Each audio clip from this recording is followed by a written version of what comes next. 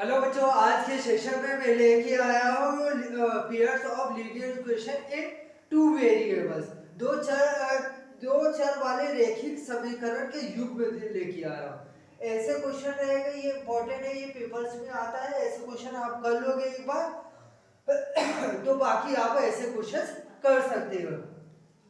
ये दो समीकरण दिया है, ये क्या है, दो इक्वेशन दिया है, इसको फर्स्ट मानेंगे, इसको सेकंड। अब इन दोनों इक्वेशन से एक थर्ड इक्वेशन निकालेंगे, क्योंकि दो वेरिएबल है तो हमें एक वेरिएबल का मान एलएचएस में करना है, बाकी उसको आरएचएस में सॉल्व कर देना।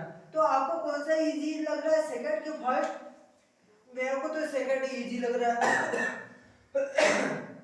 क्योंकि इसमें 4 दिया है, इसमें 40 दिया है। तो हम लिखेंगे फ्रॉम इक्वेशन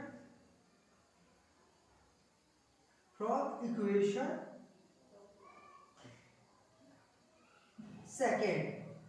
हिंदी वाले क्या लिखेंगे, समीकरण दो से। अब ये दो इक्वेशन हो गई, अब हमें इससे तीसरी इक्वेशन लेके आना है। ये इंपॉर्टेंट क्वेश्चन है, क्लास 10th के लिए, चैप्टर नंबर 3 है। अब ये लिख लिया, ये क्या हो गया, ये थी। अब हम x को इधर ही रखेंगे, y को आरएचएस में कर देंगे। 4 यहाँ पे माइनस का है तो इस साइड आके क्या हो गया, प्लस का हो गया। तो ये हमारी क्या आ गई, थर्ड इक्वेशन आ गई। ये क्या आ गई, थर्ड इक्वेशन। थर्ड, अब ये थर्ड इक्वेशन में जो x का मान आया है ये पूरा है। 4 + y ये क्या है, x का मान है। तो x का मान हम सेकेंड इक्वेशन से लेके आए तो फर्स्ट इक्वेशन में रखेंगे। Put the value of x, put the value of x in equation first. Hindi वाले क्या लिखेंगे, समीकरण एक का मान, समीकरण x का मान समीकरण एक में रखने से। अब समीकरण एक उतार लो।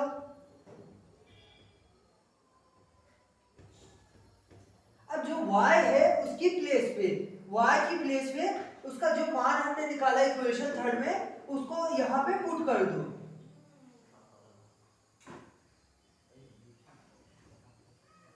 इक्वल क्या आ जाएगा, 14 आ जाएगा। अब y से y को ऐड कर दो और नंबर को उस साइड ट्रांसपोजिशन कर दो। तो एक y और एक y कितने आ जाएंगे, 2y। इस साइड 14, यहाँ पे प्लस का, इस साइड जाके क्या हो जाएगा, माइनस का। 2y इक्वल 14 में से 4 गया तो 10, यहाँ पे मल्टीप्लाई में है, इस साइड आके क्या हो जाएगा, डिवाइड में। तो y की वैल्यू कितनी है, 2 × 2 2 5 10। y की वैल्यू कितनी आ गई, 5 आ गई।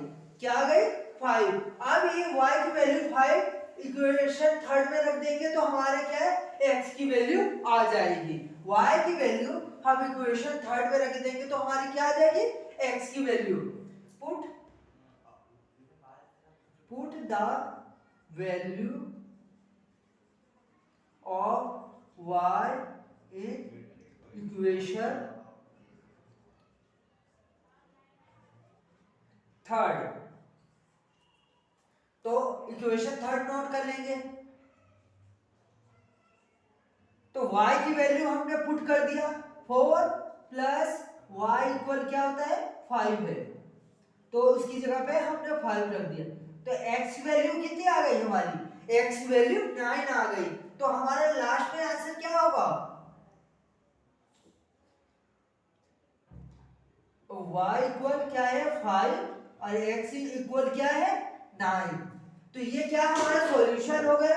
अब ऐसे कोई से सॉल्यूशन या फिर कोई से भी क्वेश्चन आपको आए तो आप कर लेना।